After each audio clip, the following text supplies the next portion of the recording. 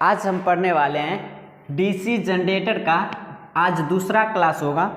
पिछला क्लास में हम लोग देखे थे कि डीसी जनरेटर का बेसिक इंट्रोडक्शन के बारे में देखे थे, नहीं कि जनरेटर क्या होता है, जनरेटर किस सिद्धांत पर काम करता है, नहीं उससे में देखे थे कि जनरेटर एक ऐसा उपकरण है या ऐसा डिवाइस है जो मैकेनिकल एनर्जी को, जो ये जनरेटर है तो जो मैकेनिकल एनर्जी को किस में बदलता था, आपका इलेक्ट्रिकल एनर्जी में बदलता था, तो उसको बोलते थे जनरेटर। और जनरेटर कैसे काम करता था ये भी हम पढ़ लिए हैं।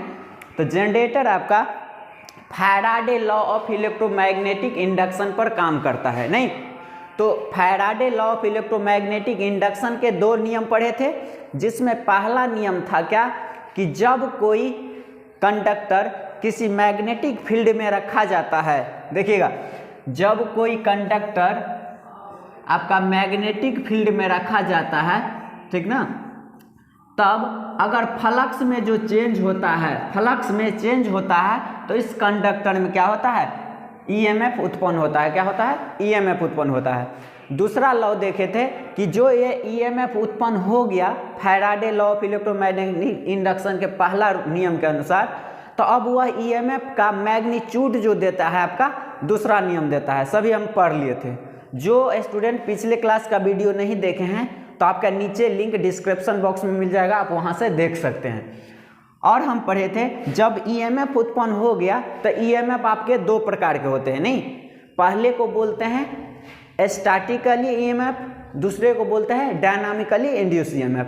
सभी के बारे में देखें। स्टैटिकली इंड्यूस ईएमएफ का उदाहरण क्या था आपका, तो ट्रांसफार्मर था। और डायनामिकली इंड्यूस ईएमएफ का आपका एग्जाम्पल क्या था, तो जनरेटर, मोटर था, नहीं। अब यहाँ से हम जब ईएमएफ उत्पन्न हो गया तो ईएमएफ का डायरेक्शन क्या होगा, ठीक ना, तो डीसी जनरेटर में जो उत्पन्न होता है ईएमएफ उसका डायरेक्शन पता करने के लिए हम लोग पढ़ते हैं फ्लेमिंग का राइट हैंड रूल। क्या पढ़ते हैं? फ्लेमिंग का राइट हैंड रूल।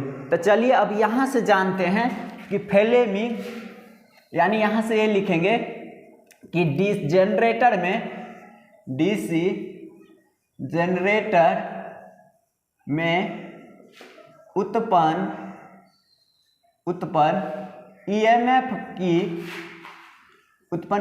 की दिशा ज्ञात करने के लिए, दिशा ज्ञात करने के लिए फ्लेमिंग का राइट हैंड रूल का प्रयोग होता है।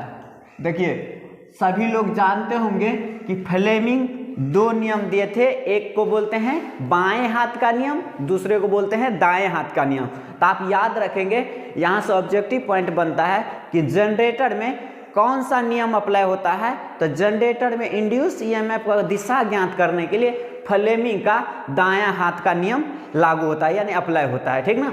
तो अब इसका हम बेसिक देख लेते हैं कि फ्लेमिंग का दाएं हाथ के नियम क्या है, ठीक ना। तो अब यहाँ से लिख लेंगे, पढ़ने वाले हैं क्या, फ्लेमिंग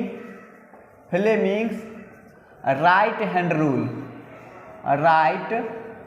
हैंड रूल, जिसको हिंदी में लिखना है लिखेंगे फ्लेमिंग के दाएं हाथ के नियम, दाएं हस्त नियम, ठीक ना। देखिए ये क्या होता है, पहले हम चित्र बनाते हैं, आप समझिएगा।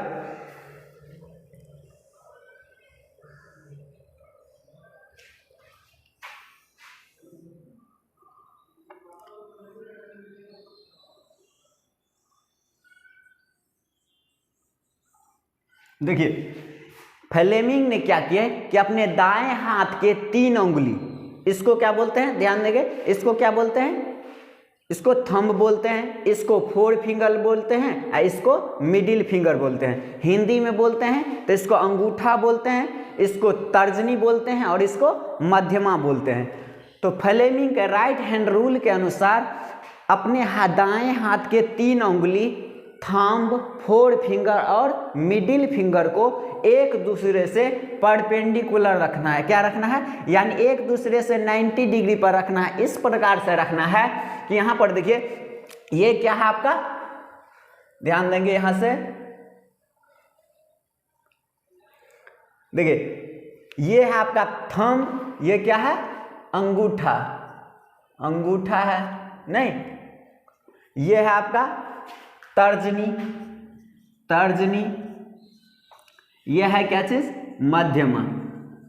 तो ध्यान देंगे, तो अपने दाएं हाथ के 3 उंगली थंब, फोर फिंगर और मिडिल फिंगर को एक दूसरे से परपेंडिकुलर इस प्रकार से रखना है, इस प्रकार रखना है कि आपका ये जो तर्जनी देता है वह मैग्नेटिक फील्ड का डायरेक्शन देता है। इसका मतलब यह जो देगा direction of flux, direction of magnetic flux, direction of magnetic flux मतलब चुंबकीय फ्लक्स की दिशा या चुंबकीय क्षेत्र की दिशा जो देता है वह क्या देता है? आपका फोर फिंगर देता है, नहीं, फोर फिंगर देता है। और ध्यान देंगे, और ये जो होता है थंब जो होता है ये डायरेक्शन ऑफ मोशन देता है। क्या चीज? ये डायरेक्शन ऑफ मोशन, यानी जिधर हम घुमा रहे हैं कंडक्टर को, ये आपका डायरेक्शन देता है। क्या चीज? यानी अंगूठा देता है। तब जो यानी मिडिल फिंगर है, जो मध्यमा जो है, ये जो आपका है ये डायरेक्शन देता है आपका क्या चीज? ईएमएफ का डायरेक्शन, ईएमएफ की दिशा बताता है, ईएमएफ का दिशा बताता है। मतलब समझिएगा, फिर से बता रहे हैं कि फ्लेमिंग का राइट हैंड रूल ये कहता है कि अपने दाएं हाथ की 3 उंगली अंगूठा, तर्जनी और मध्यमा को एक दूसरे से 90 डिग्री पर रखना है। तब जो है या आपका तर्जनी जो है मैग्नेटिक फील्ड की दिशा बताता है। देखिए तर्जनी जो है यह मैग्नेटिक फील्ड की दिशा बताता है, इसका मतलब फ्लक्स की दिशा बताता है।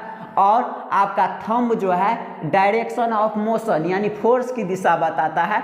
तब जो यह मध्यमा होगा या ईएमएफ इंड्यूस जो होता है ना जनरेटर में, उसका दिशा बताता है। क्या बताता है? इंड्यूस ईएमएफ की दिशा बताता है, ठीक ना।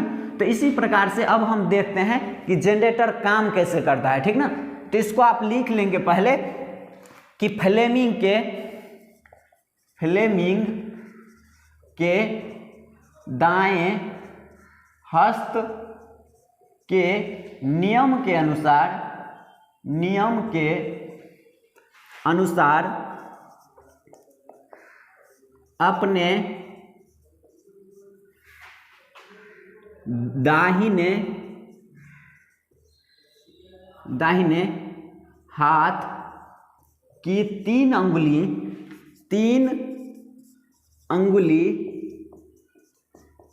अंगुलियां कौन कौन सा? तो अंगूठा, तर्जनी और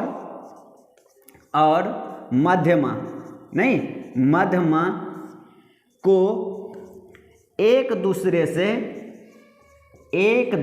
से क्या रखना है? तो परपेंडिकुलर रखना है। इसका मतलब क्या? लंबवत रखना है, लंब परपेंडिकुलर इस प्रकार रखें कि देखिएगा कि आपका तर्जनी क्या बताता है? मैग्नेटिक फ्लक्स का दिशा बताता है। इसका मतलब तर्जनी चुंबकीय फ्लक्स की दिशा बतलाता है और अंगूठा क्या? मोशन की दिशा यानी गति की दिशा बतलाता है। तब मध्यमा मतलब ईएमएफ, ठीक। ये होता है आपका मिडिल फिंगर। देखिए, तो यहां से आप नोट कर लेंगे इसको। अब देखिए, अब पढ़ेंगे कि जनरेटर आपका काम कैसे करता है। इसको स्क्रीनशॉट ले लीजिएगा।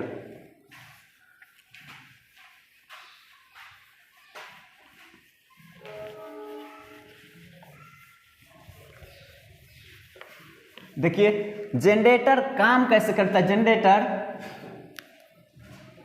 काम कैसे करता है, कैसे करता है। देखिएगा, जनरेटर आपका काम कैसे करता है। तो एक आपका देखिएगा 2 पोल होता है। क्या होता है? 2 पोल। एक को बोलते हैं एन, दूसरे को एस, मतलब नॉर्थ और साउथ पोल। तब बताइए कि नॉर्थ और साउथ पोल जब यहाँ रखा है तो इसका मैग्नेटिक फ्लक्स का डायरेक्शन क्या होगा। तो सभी जानते हैं इसके मैग्नेटिक फ्लक्स का डायरेक्शन नॉर्थ पोल से क्या होता है, साउथ पोल की ओर। क्या होता है? नॉर्थ पोल से साउथ पोल की ओर। तो देखिए, ऐसे इसका मैग्नेटिक फील्ड का डायरेक्शन होगा कि नहीं होगा? बिल्कुल होगा, ठीक ना। अब ध्यान दे दीजिएगा, इस तरह से मैग्नेटिक फील्ड का डायरेक्शन होगा। इसमें क्या करते हैं, कोई एक चालक पदार्थ को रखा जाता है, यानी एक कॉइल या कंडक्टर को रखा जाता है, ठीक ना। तो क्या होता है, देखिएगा, इसमें आपका ये लगा रहता है स्प्लिट रिंग, यानी कम्यूटेटर, ठीक ना। इससे आपका इस पर ब्रश रहता है और ब्रश के माध्यम से क्या करता है, धारा जो है लोड में प्रवाहित होता है। ये क्या है? लोड है आपका। देखिए, अब इसको हम देखते हैं कि काम कैसे करता है। ध्यान देंगे इस बात पे। तो यहाँ देखिएगा, गौर से देखिएगा कि कैसे जनरेटर स्टार्ट होता है, कैसे हमको करंट मिलता है, ठीक ना। तो देखिए, नॉर्थ पोल और साउथ पोल है, तो इसी तरह से जनरेटर में भी पोल होते हैं, ठीक ना। अल्टरनेटिंग पोल, नॉर्थ पोल है तो साउथ पोल होगा, उसके बीच में कंडक्टर रखा जाता है, ठीक ना। आर्मेचर पर कंडक्टर रखा जाता है, अभी जस्ट पढ़ेंगे। तो जैसे हम ये कंडक्टर या कॉइल को रख दिए, ठीक ना। तो अब देखिएगा क्या होता है, जब हम जनरेटर में डीजल इंजन की ओर हम हैंडल घुमाते हैं, नहीं, डीजल इंजन में हैंडल घुमाते हैं ना, हैंडल में जो शाफ्ट रहता है वही शाफ्ट इससे कनेक्ट रहता है, इससे कनेक्ट रहता है आर्मेचर से, नहीं, यही घूमते रहता है। जब आप डीजल इंजन को घुमाएंगे तो यही भाग आपका क्या करता है, घूमता है, और ये भाग तो आपका स्थिर रहता है, स्टेशनरी रहता है, ठीक ना। तो देखिए, ये काम कैसे करता है। इसको हम जब ये ऐसे घुमाएंगे, जैसी हैंडल इसमें लगाएंगे, देखिएगा, जनरेटर के जब आपका डीजल इंजन की ओर हैंडल घुमाइएगा तो ये भी आपका क्या करता है, मूव करते रहता है, ये आपका मूव करता है। तो यहाँ ध्यान देंगे कि अभी क्या है, ए बी सी डी। देखिए, ए बी जो है नॉर्थ पोल है और सी डी जो है साउथ पोल की ओर है, ठीक ना।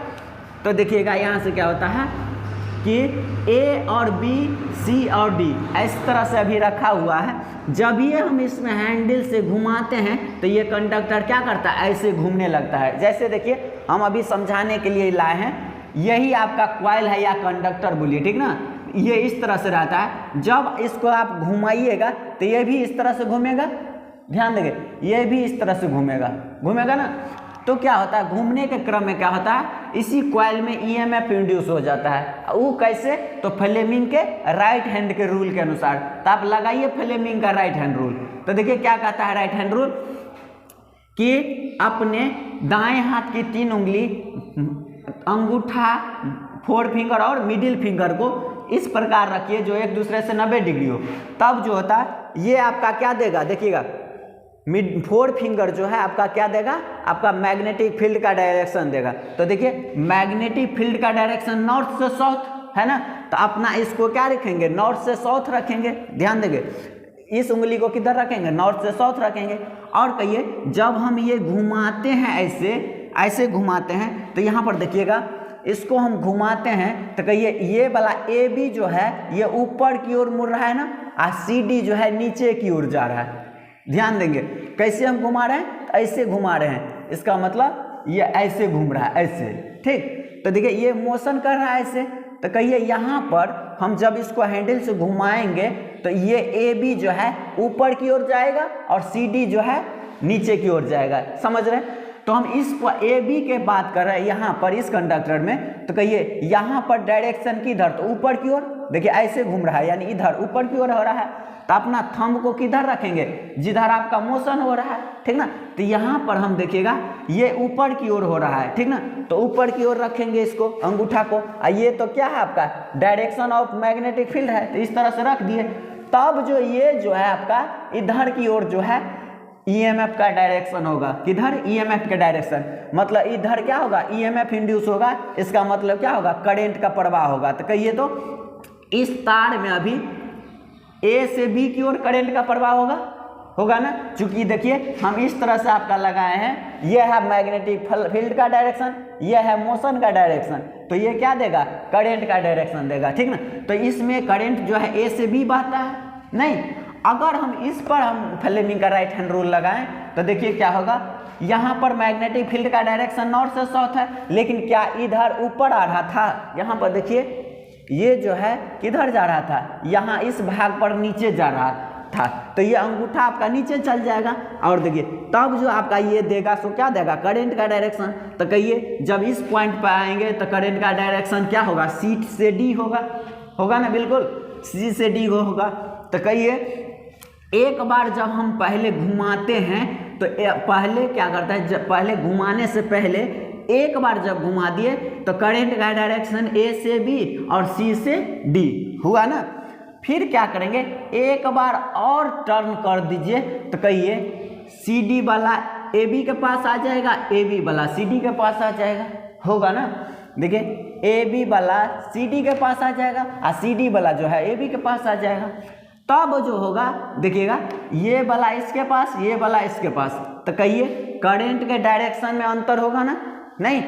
ये वाला जब यहाँ आ जाएगा, देखिए जब दूसरा रोटेशन में जब देखिएगा ये नॉर्थ पोल, ये साउथ पोल, देखिए ये जो है अब सी डी इधर आ गया और ए बी इधर आ गया, तो कहिए इस स्थिति में हम मैग्नेटिक फील्ड का डायरेक्शन तो यही है नॉर्थ से साउथ, नहीं। अब इसको हम घुमा रहे हैं तो कहिए ये सी डी जो है ऊपर की ओर आएगा और ए बी जो है नीचे की ओर जाएगा। तो कहिए फिर देखिए रूल लगा दिए, इसका मतलब ये जो होगा तो डायरेक्शन क्या देगा, करंट का डायरेक्शन, इसका मतलब इस साइड क्या होगा, डी से सी जाएगा। और यहाँ पर लगाएंगे तो कहिए मैग्नेटिक फील्ड का डायरेक्शन तो नॉर्थ से साउथ है, लेकिन ये जो है ए बी जो है नीचे की ओर जा रहा है, इसका मतलब ये क्या देगा आपका ईएमएफ की डायरेक्शन यानी करंट का डायरेक्शन, इसका मतलब इधर क्या होगा, ए से बी होगा, ठीक ना। तो देखिएगा जब एक साइकिल एक हाफ अल्टरनेटर घुमा देते हैं तो क्या होता है, देखिए डायरेक्शन बदल जाता है। ए बी के पास ऊपर जा रहा था, तो अभी जो हम एक बार जब चक्कर लगा दिए तो सी डी में देखिए डायरेक्शन यहाँ पर क्या है, सी डी नीचे की ओर आ रहा था, लेकिन यहाँ पर देखिए सी डी ऊपर की ओर जा रहा है, नहीं। यहाँ देखिए ए बी पहले ऊपर की ओर जा रहा था, तो ए बी अब क्या है, नीचे की ओर जा रहा है, नहीं। इसका मतलब क्या होता है, जनरेटर में जो है अल्टरनेटिंग करंट उत्पन्न होता है। ध्यान देंगे यहाँ से ये बात, क्योंकि देखिए एक बार करंट का डायरेक्शन ऊपर की ओर है, एक बार करंट का डायरेक्शन नीचे की ओर है, तो अल्टरनेटिंग आपका करंट हुआ कि नहीं, अल्टरनेटिंग करंट हुआ। तो जनरेटर में जो है उत्पन्न होता है आपका अल्टरनेटिंग करंट, कैसे तो अभी देखें, ठीक ना। और उसको डीसी में पढ़े क्या, डीसी जनरेटर ना, तो इसको डीसी बनाने के लिए स्प्लिट रिंग का प्रयोग किया जाता है। किसका, ये जो होता है स्प्लिट रिंग होता है, यानी कम्यूटेटर होता है। क्या होता है, कम्यूटेटर लगाते हैं, कम्यूटेटर लगाते हैं। कम्यूटेटर का काम क्या है कि एसी अल्टरनेटिंग करंट को डीसी में बदल देना, ठीक ना। तो देखिए अल्टरनेट यानी जब भी स्प्लिट रिंग लगा दिए तो ये जो अल्टरनेटिंग करंट आया इसको क्या कर दिया, डायरेक्ट करंट में बदल दिया, यानी डीसी में बदल दिया, ठीक ना। किसके मदद से, तो ये यहाँ पर रहता है ब्रश, क्या रहता है, ब्रश रहता है। तो ब्रश क्या करता है, इसी करंट को क्या करता है, कलेक्ट करता है। तो इस प्रकार से आपका जनरेटर में जनरेट हुआ अल्टरनेटिंग करंट, ठीक ना। लेकिन आपको कम्यूटेटर की हेल्प से क्या मिलने लगा, डीसी करंट, ठीक ना, क्या मिलने लगा, डीसी करंट। तो इस प्रकार से आपका क्या होता है, जनरेटर आपका लगातार करंट फ्लो होते रहता है। समझ गए, समझे या नहीं। तो अब अगले पार्ट में हम देखेंगे कि जनरेटर के कितने भाग होते हैं, ठीक ना, और वह कौन कौन से होते हैं, सभी के बारे में हम पढ़ने वाले हैं। तो आज का वीडियो इतना ही।